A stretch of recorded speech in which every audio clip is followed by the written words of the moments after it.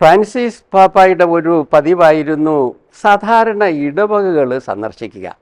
ഇറ്റലിയിലെ ഒരു ഇടവക സന്ദർശനം. അദ്ദേഹത്തിൻ്റെ ഒരു രീതി ഉണ്ടായിരുന്നു. ഇടവക സന്ദർശനത്തിൻ്റെ ഏതെങ്കിലും ഒരു അവസരത്തിൽ അവിടുത്തെ കുട്ടികളെയോ ചെറുപ്പക്കാരെയോ പ്രത്യേകമായിട്ട് കാണും. അങ്ങനെ കുട്ടികളുമായിട്ടുള്ള ഒരു ഇൻ്ററാക്റ്റീവ് സെഷനാണ്. അതിന് തിരഞ്ഞെടുക്കപ്പെട്ട 3-4 കുട്ടികൾ, അവർക്ക് പാപ്പായോട് എന്തും ചോദ്യം ചോദിക്കാം. അങ്ങനെ ക്രമത്തിന് വന്നപ്പോൾ എമ്മാനുവൽ എന്ന 8 വയസ്സുകാരൻ്റെ ഊഴം വന്നു.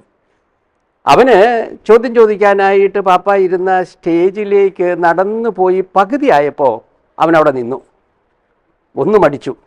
അപ്പോൾ അവിടുത്തെ വികാരിയച്ഛനും കർദിനാളും ഒക്കെ പ്രോത്സാഹിപ്പിച്ചു എമ്മാലിനോട് കയറി ചെല്ലാൻ.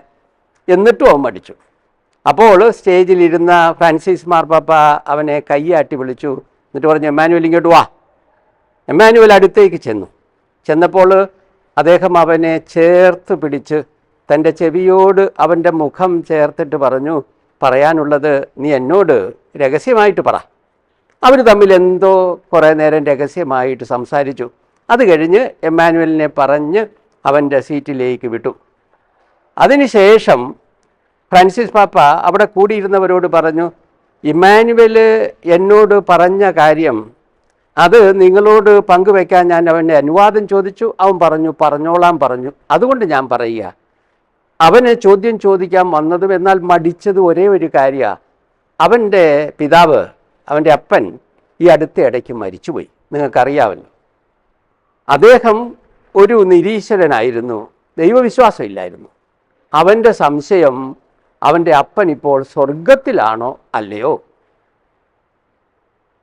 ഞാൻ അവനോട് ചോദിച്ചു, മോനെ, നിൻ്റെ അപ്പനെക്കുറിച്ച് നിൻ്റെ ഒരു അഭിപ്രായം എന്നാ? അവൻ പറഞ്ഞു, വളരെ സ്നേഹനിധിയായ അപ്പനായിരുന്നു, ഞങ്ങളെ എല്ലാം പൊന്നുപോലെ നോക്കിയിരുന്നു. ഇവർ 4 മക്കളാണ്. നിരീശ്വരനായിട്ടും ഈ 4 മക്കളെയും മാമോദിസ മുക്കി. ഇത്രയും കേട്ടപ്പോൾ പാപ്പ പറഞ്ഞു, ഞാൻ അവനോട് കൃത്യമായിട്ട് പറഞ്ഞു, മോനെ, ഇത്ര സ്നേഹനിധിയായ പിതാവാണെന്ന് നീ പറയുന്നു, നിങ്ങളെ മക്കളെയെല്ലാം മാമോദിസ മുക്കുകയും ചെയ്തു.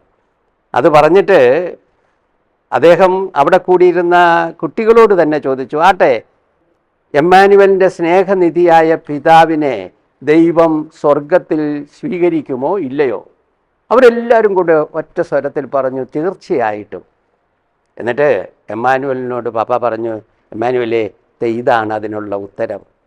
ഇവർ പറഞ്ഞതാ, സ്നേഹപിതാവായ ദൈവം നിൻ്റെ സ്നേഹനിധിയായ അപ്പനെ സ്വർഗത്തിൽ സ്വീകരിക്കും.